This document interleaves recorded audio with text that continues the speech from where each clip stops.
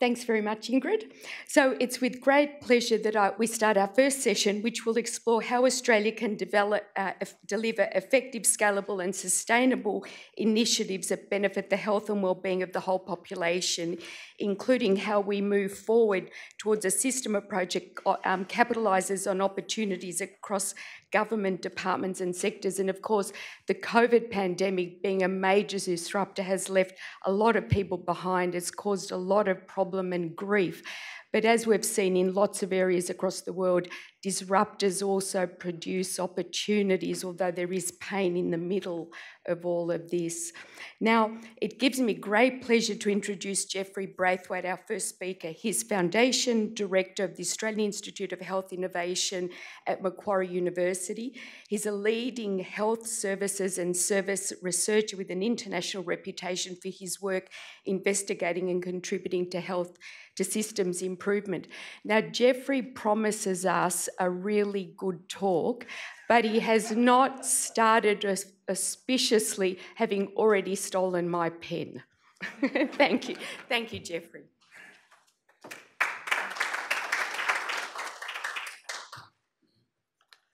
Thank you, Flavia. I'll just have to do some technology changes to get my slides up in the AV team. So I too would like to, thank you.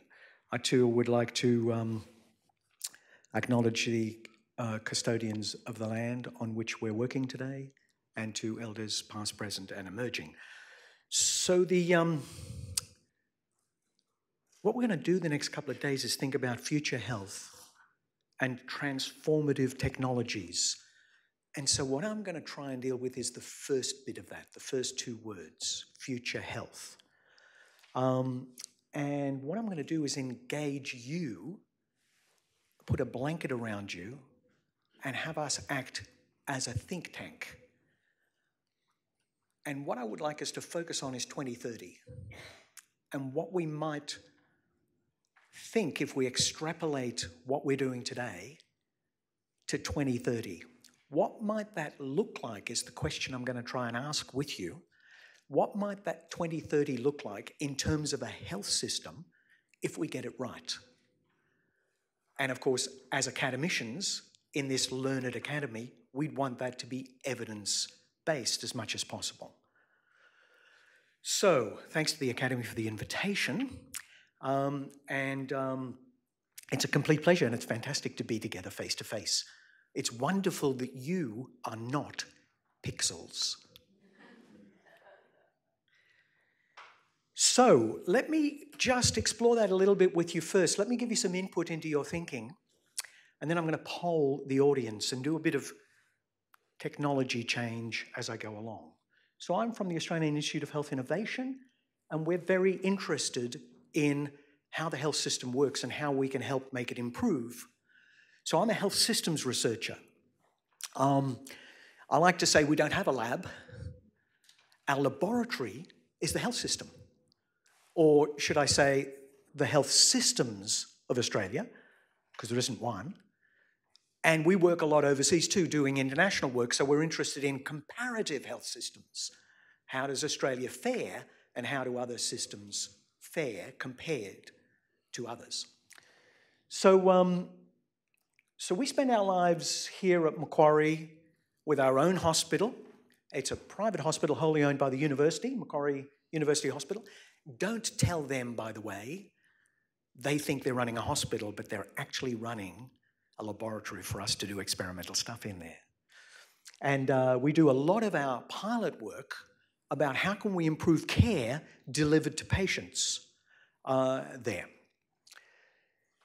So what's the problem if I'm trying to conceptualize the problem that I think we have to solve by 2030? So what's the problem today in a nutshell? So this is the problem today in a nutshell as I see it. You'll have your own views. It takes an average of 17 years for only 14% of new discoveries to enter practice. There's 28 million papers. That was as a couple of weeks ago. There's more now. 28 million papers in PubMed that we have contributed to. Australia punches above its weight in contributing to all those papers in PubMed. But a lot of it falls by the wayside. About 60% of care is in line with level 1 evidence or consensus-based guidelines. That's an interesting number.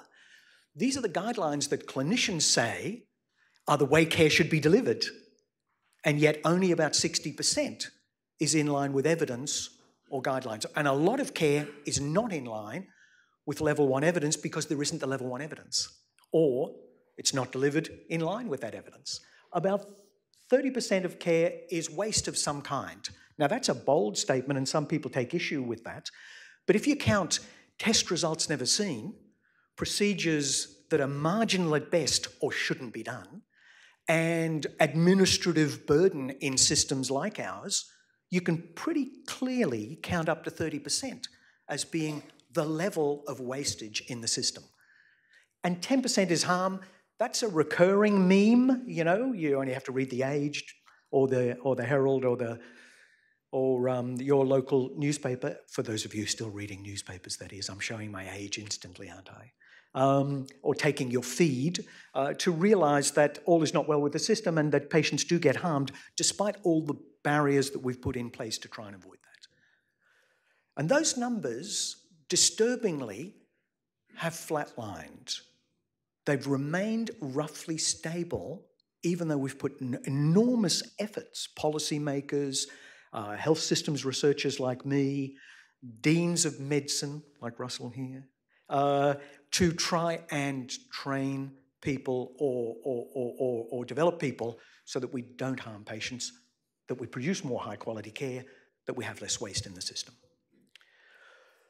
So every one of us, even though we're members of the Academy, it occurs to me, let me put it this way. If people were outside the Academy looking in, that's if they ever thought about us, do they think about us much? We're getting there, aren't we? We're making a public footprint about our views, our evidence-based views.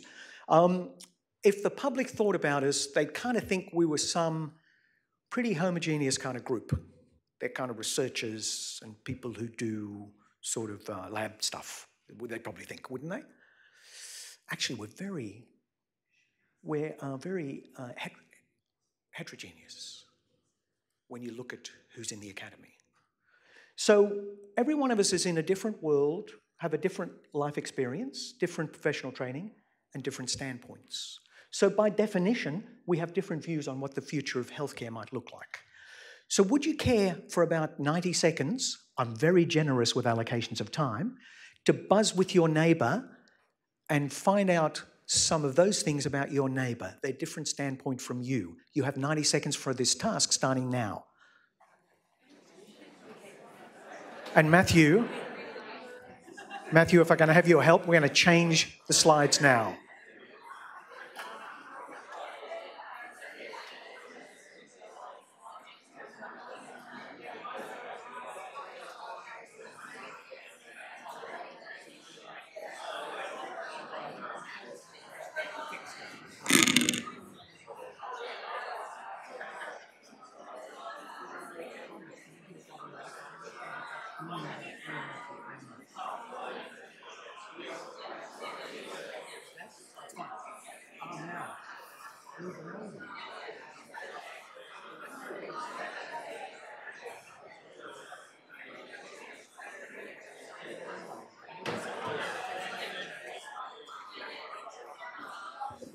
You've got 30 seconds left.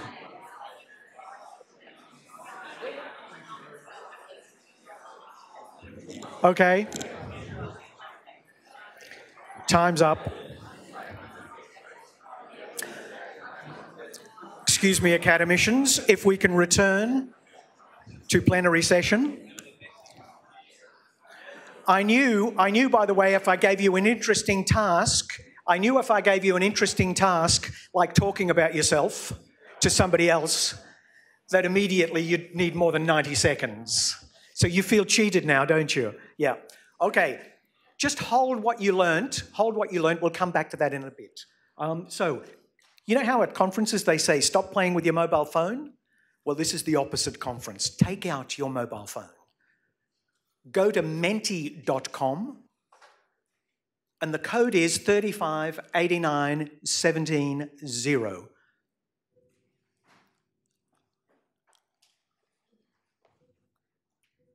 Now hold that for a second. 35, 89, 17, 0. We're just going to change the slides. Matthew. Huh? What? This is you guys are the cutting edge of innovation and technology.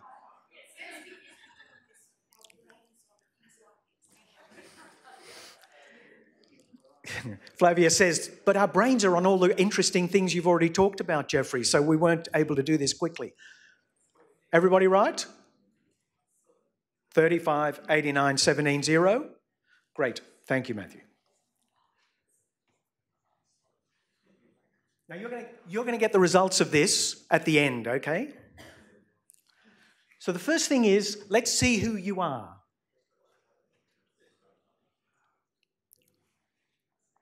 Did you get that screen? The questions are graded. They do become harder.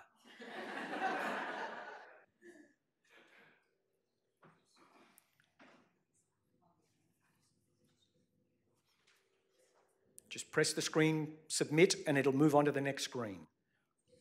You'll notice people are already doing it. You're going to get these results, by the way, at the end. They'll be emailed to you.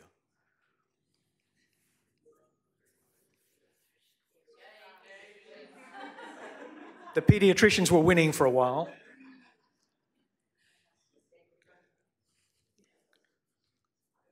President Ingrid, are you surprised at this, or is this sort of in keeping with what you'd expected? Beautiful, yeah, well done.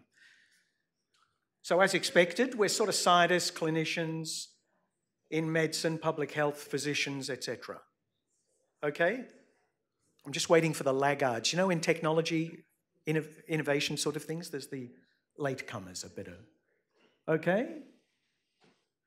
What's your hobby when you're not doing health and medical research?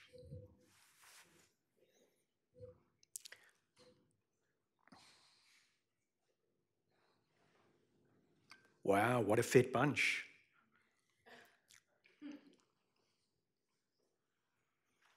Nobody's admitting to being down the pub all the time.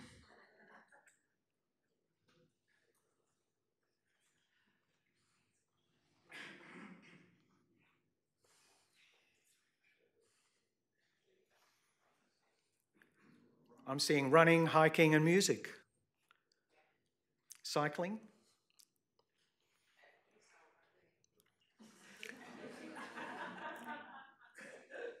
You know how this works, by the way. The size of these is the number of people putting it in. So mostly it's running, hiking, and music. I should have got ethics approval for this, Ingrid, and we could publish it as a paper.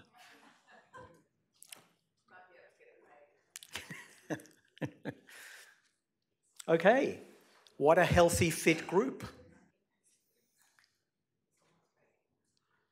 That's who you are, a little bit of who you are. Now let's see what you think.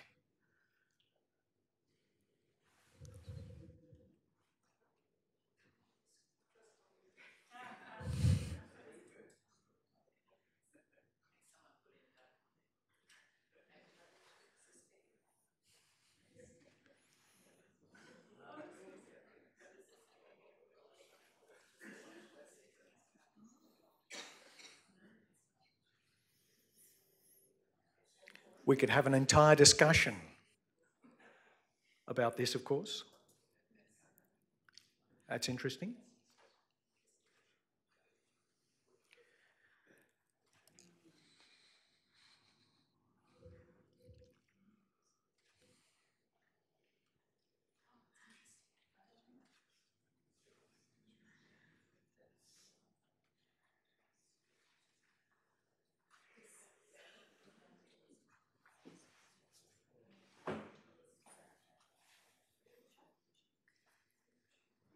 This is why it's so easy to run the academy, because we're full of optimists. Is that justifiable? Let's see.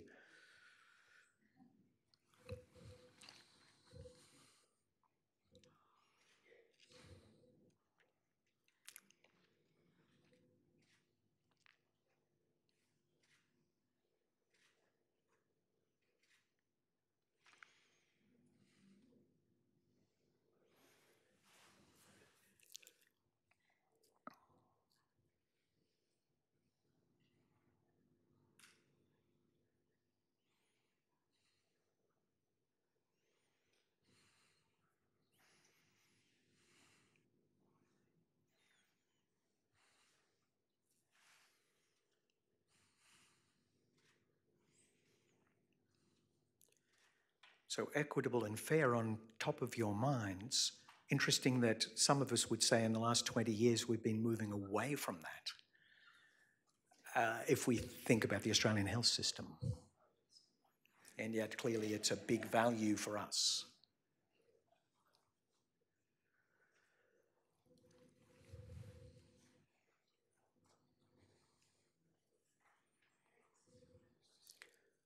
This is by way of a memory test slide.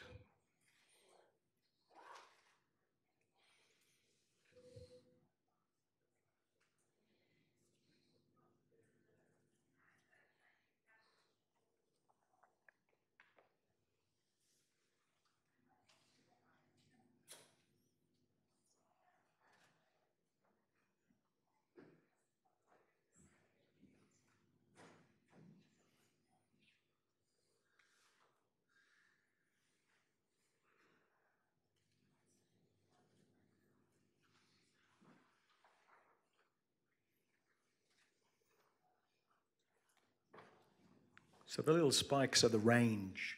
So everyone's clustered around a very similar number to the number I said about 6 minutes ago. 60, 30, 10. Okay, here's another question for you. What proportion of the Australian population reports that residential aged care services are bad or very bad? By the way, that's not a number I gave. The other slide, the last slide, I did give some numbers. And then what proportion of the Australian population reports that they experience serious psychological distress in October 21? That was when Delta had just about finished and Omicron was kicking on, and some states were more locked down than others. That was a politically correct way of saying it, wasn't it? And then what proportion of the Australian population reports that they were disrespected or discriminated against while receiving care in the last 12 months?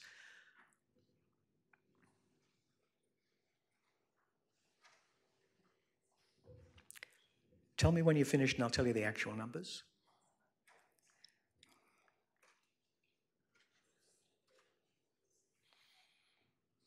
So there's big ranges here. So we're not in agreement on these estimates or guesstimates that you're doing. The actual numbers are 23%, 24%, and 23%. That's in the survey we did of the Australian population in October last year. You can have a copy of that survey if you like. The big troubling number for me, I mean, they're troubling numbers, because all is not well in the system, in the aged care and the acute care and the delivery system. But the fact that 1 in 4 Australians report serious psychological distress means there's a mental health burden that's untreated that is absolutely considerable in the population. And we're not immune from that, so 1 in 4 of us. Okay. Oh, don't do that one, because that's at the end. Okay, can we change the slides back? Thank you. Don't worry if you didn't take a picture of that or you're interested in those results. At the end, when I ask you a question right at the end, we'll give you some data straight back into your email box. So let's get back to the talk itself. Can I just grab one of those microphones? Thank you. Thank you. Is this on? Are we on? Are we on?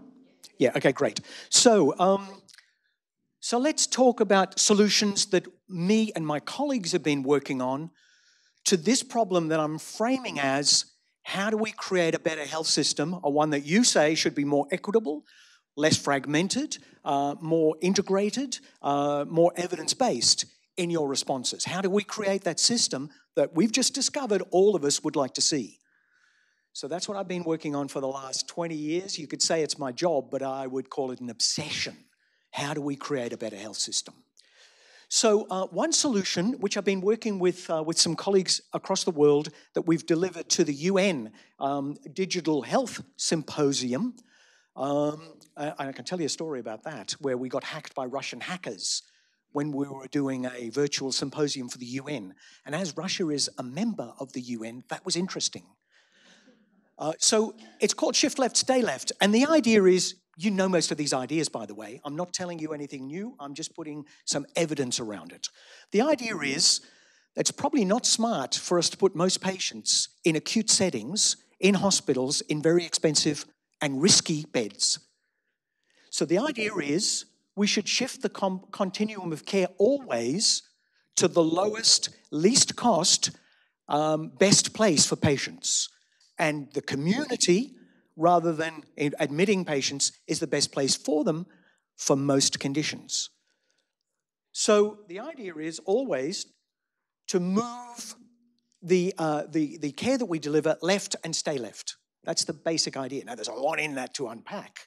But what research we've done is, there's patients sitting there in the community somewhere, and they have a symptom or they get a condition and they go and see somebody, and not very long later they end up in an intensive care unit where 30% of people die and you never sleep and there's machines going ping all the time, and that's not the right place for you, but nobody voted on that.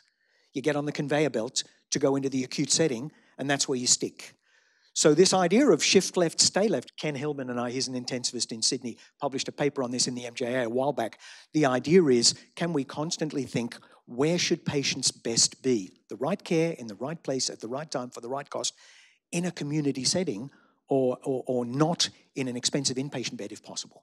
That's good for the system, good for the patients. Second solution is 60-30-10. That was what I gave you as the earlier slide that I tested your memory on during the poll.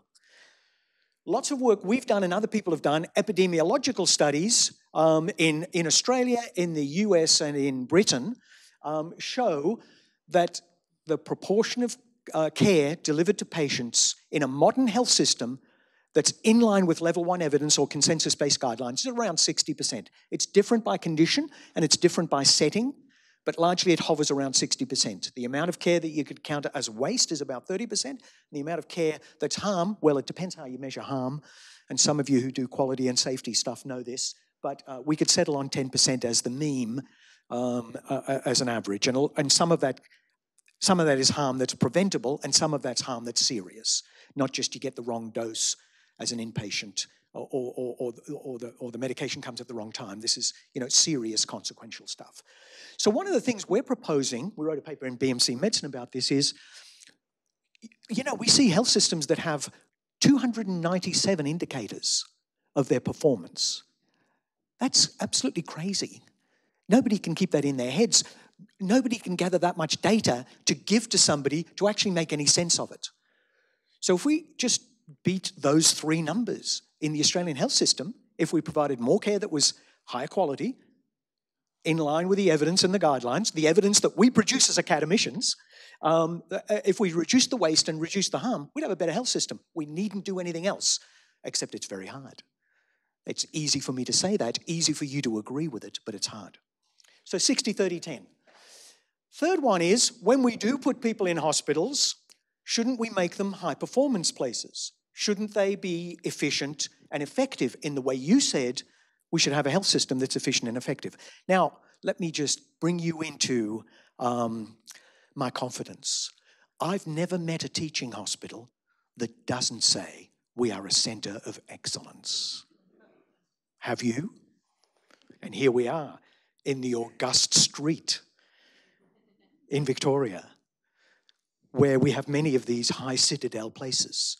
But they're not uniformly excellent, are they? They have many problems. Some have toxic cultures. Some don't deliver the best care. 60-30-10. So what's a high-performing hospital look like? Well, a couple of years ago, and we're just redoing this now, we did a systematic review and asked the literature, what's a high-performing hospital look like? Well, it's got a positive organizational culture rather than a toxic one. It's got receptive and responsive senior management. Are you experiencing this if you work in a hospital?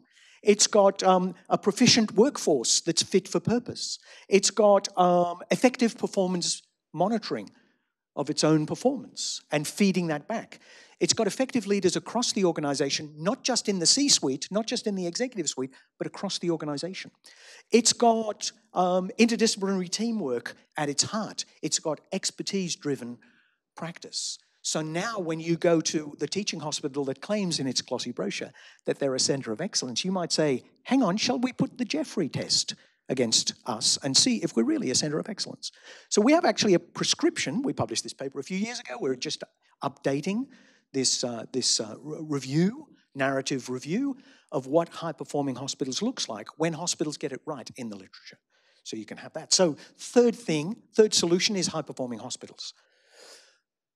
So can we help hospitals to be more high-performing, constantly improving workplaces that are evidence-based and technologically savvy? A bit in line with what we're trying to do today and tomorrow. Solution 4 is learning health systems.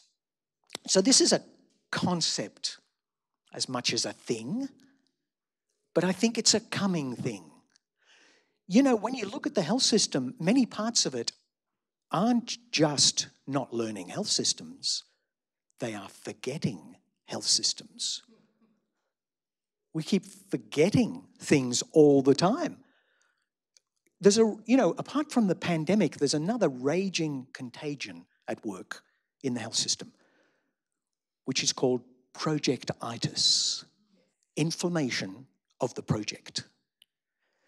And I keep seeing all the time people doing a short, funded 2-3 year, that's even how grants are bid for, aren't they?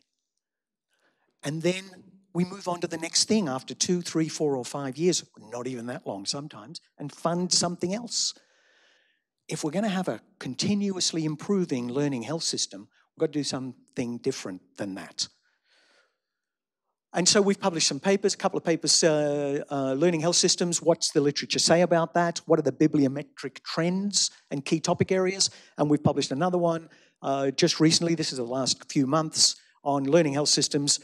What's the empirical research say about learning health systems? Now, they're not one thing.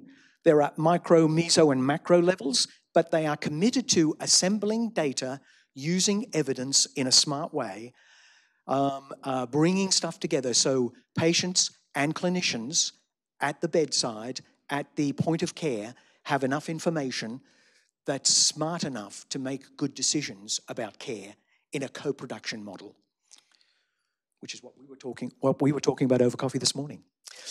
So we've written a white paper on this. If you want to download that, that's a freebie. It's sort of turning data to knowledge, knowledge to performance, and performance to data in a virtual cycle. The problem with healthcare is we are awash with numbers, and we produce a lot of them. There's numbers everywhere. The real trick is, how do we create that to be intelligent information just in time to be in the hands of people who need to make decisions? We haven't done that bit, and that's what a learning health system is. So if we take a problem of interest, my problem of interest at the moment is shift left, stay left. How do we get the data to tell us where patients are treated in different parts of the system, and how can we shift them left wherever possible? Then we can do all the technological things to get the data in place to make people, to help people have the best evidence at their fingertips. Now, there's lots of people working on this, not just us. So the solution 5, and this is the final solution that I've got in my slides, this is the last one, is the future of healthcare to 2030. And I'm now coming back to the question I started with half an hour ago. And then I've got one more poll question, and I'm going to have to change the technology a bit. So what's the future look like to 2030? You started to answer that, I hope, in your head and in some of your responses. And that's what the panel's going to discuss next. So let's just think about that, because I've been doing a lot of work across the last 20 years on what could a good health system look like if we get it right by 2030. So I'm series editor on a series of books on international health reform. This is where I get a whole lot of people in different countries, low, middle income, high income countries, to work with me, and I edit their chapters to work with me on a particular topic. And the first book was on quality and safety of care in 30 countries. The second book was, I asked 60 countries, low, middle income, and high income countries, tell me a success story about your health system that you would like to share with the world. And so that's health systems improvement across the globe, success stories from 60 countries. By the way, you can get these books. They're on Amazon. You don't have to if you don't want to, because we published a summary of them, and I can give you that, but don't tell the publisher. But they do look pretty cool if you're on Zoom, and these books are behind you on your bookshelf, I'm told. And they're great for, no, I shouldn't say they're great for doorstops, should I? That's demeaning my own work and the work of my colleagues. So the third one's the one I want to just focus on just to finish, just very briefly.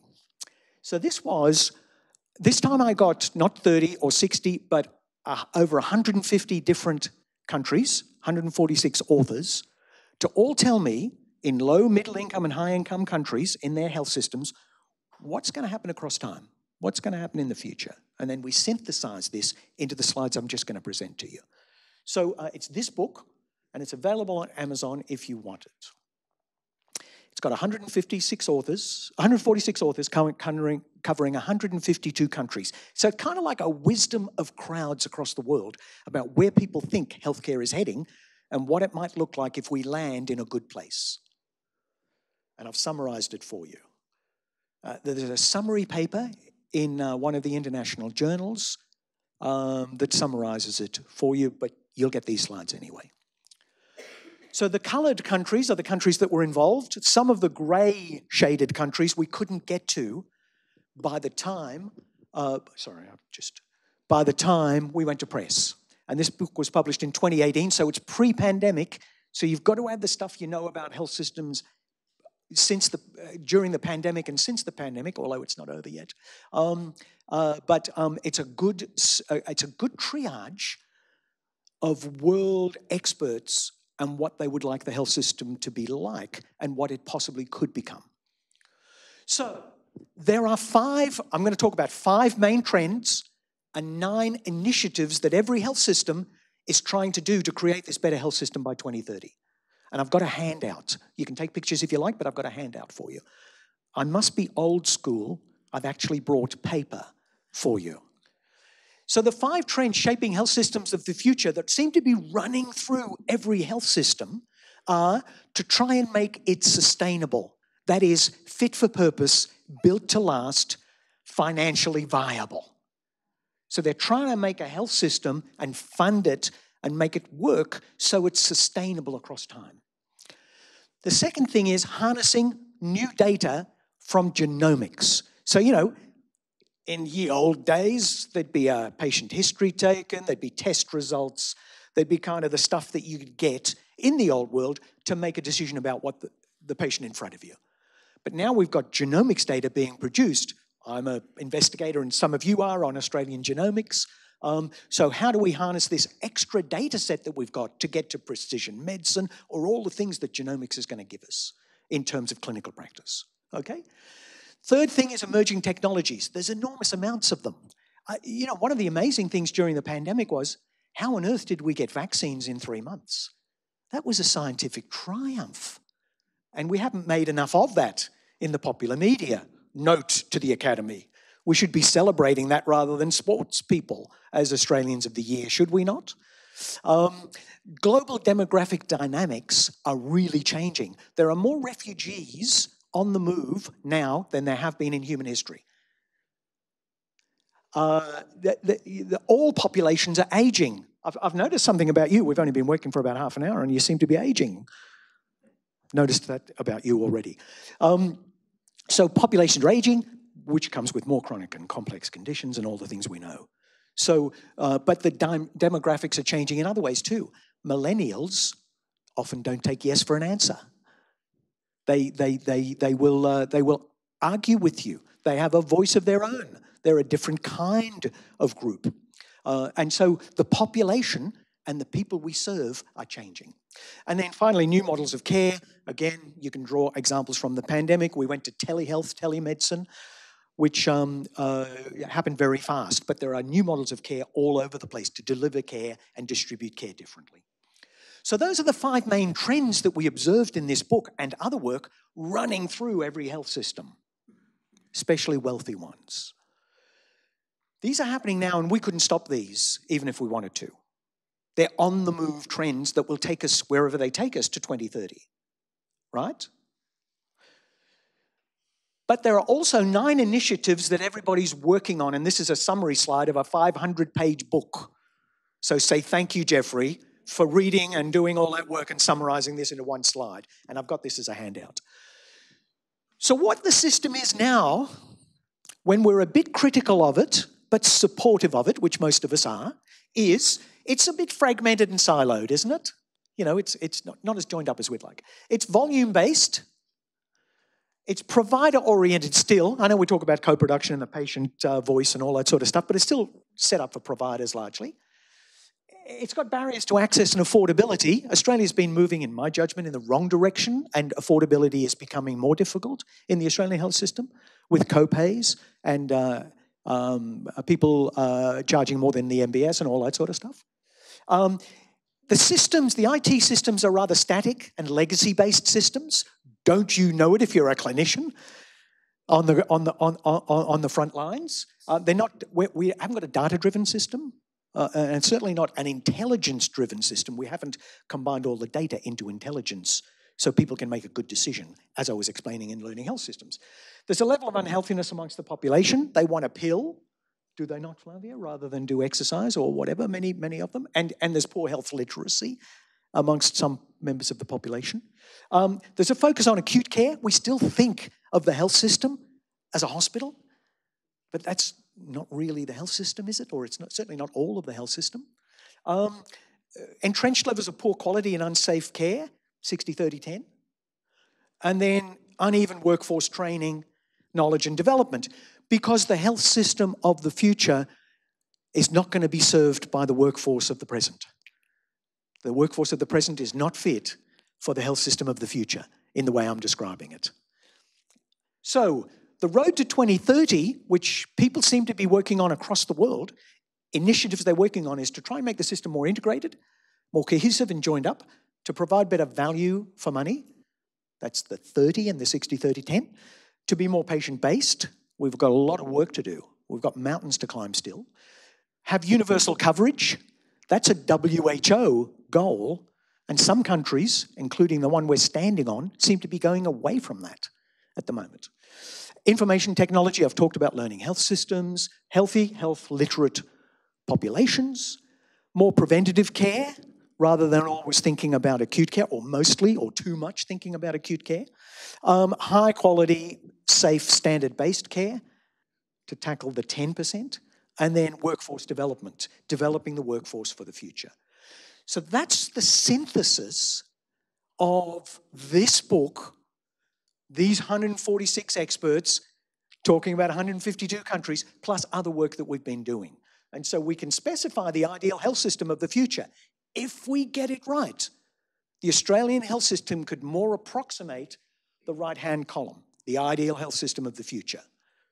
Cohesive, value-based, person-centered, wide access without financial hardship, machine learning and AI-enabled, well-being, healthy aging and health-aware, a shift to primary-oriented, health-promoting preventative care, shift left, less harmful, more effective services, and fit-for-purpose workforce. Now, if you're an academician and also a CEO of a health facility or a health service or the Director General of a health department, you will have slight beads of sweat on your brow just now, because it's easier for me to do the research to specify what we need to do than to actually do it. But we all play a part, do we not, in trying to create that? And we play a big part because we provide the evidence on which basis we're going to get to this health system of the future if we get it right. So this is a noble pursuit, President. So, I'm starting to close. You will notice I'm on time, Chair. There's a paper summarising this that we put into BMC Medicine with a few colleagues from WHO and other institutions. So moving to 2030 means shifting from a decade of reports. We have written report after report, including in Australia and internationally. So we need a blueprint for change. This model, or you can modify it, or the federal government could have their own, or whatever. I think lots of this would be in any blueprint for change that we have. We need tangible steps to reduce inequities. Notice I prepared this slide before you voted equity as the most crucial issue. So we have a meeting of minds, a synergy here. And I would have a plea that we don't just fall into criticism of the system, which is what many parts of society do? And Flavia, we talked about this just over coffee. It's easy to be critical and despondent about the health system. And we need to learn from what goes right, not just what goes wrong, because a lot goes right. Most patients get very good care. How can we do more of that, rather than preoccupy ourselves with how come it's such a stuffed system and how do we fix the bits that don't work? So it's a balanced equation as we go forward, in my view. Finally, let's go back to you, and I wonder if I could have Matthew giving me a hand again. We've just got to change the technology. Why don't you buzz? I'm really good at developing little sort of fillers while we change the technology. Why don't you buzz with your neighbours about what you've heard mostly in the next 60 seconds? Start.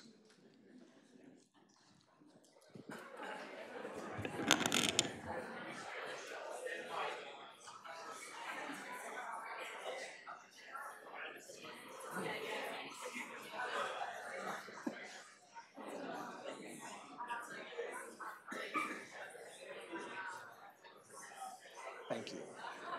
Just got to change once more back to the final slide. Okay. By the way, okay, colleagues, back to plenary session. I didn't really give you 60 seconds, did I? Are we back? Come back. By the way, I noticed some people who are absolutely, utterly disobedient. Just saying. I wouldn't ever point anybody out in an audience. Are you a little cluster? See, some of the research we do is like social network research, where we look at how people cluster together. It seems to me you're a cluster. There's a bit of a cluster up here. You're the people who think, if this is no good, I'm going. And this group over here is thinking, how do I get my next cup of coffee? Okay, take out your mobile phone. There should be a final question there. And all of this is going to be delivered to your Outlook box at the end. So how do you feel about the future of healthcare now that we are at the end of this talk? Are you much less optimistic? Much more optimistic? We'll take a final sounding and then I'll finish. On time and on budget.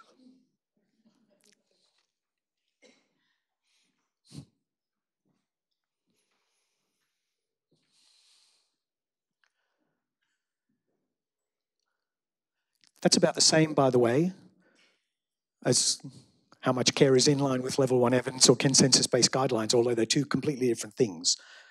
But if your mind thinks in numbers, you think, what's that like? Okay, so you're about 60% more optimistic. Well, I'm going to claim some percent of that. So this is, if you feel good, I feel good. And it's always good to end that way. Let me just finish on one more thing. Thank you. I just need to go back to my slides, Matthew. Oh, I did it. It's okay. I made the change. You've trained me well. Finally, back to you.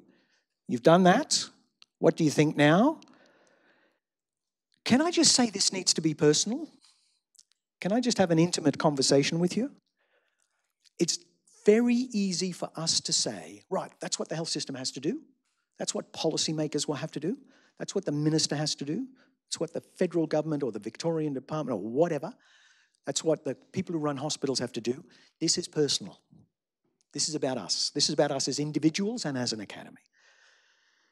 What happens is people spend, whether you're a policymaker or a researcher or whatever, you spend time in your box thinking linearly, if I do A, B will occur. If I do this really cool research, I'll get this result, there'll be a new test, there'll be a new piece of kit, and it'll be taken up on the front lines of care. That's not so. Or not necessarily so. So I think every one of us, and if you're a policymaker, if I just issue this policy and I get what is intended, everything will be fine. And then you walk outside your box into the complex adaptive system we call the health system, and it goes pear-shaped. It doesn't happen. So my plea for every one of us, including me, is to get out of your box, embrace the complexity, lead your bit of the needed transformation, because we need you, me, and the academy to be working to create this health system of the future. Thank you very much for listening.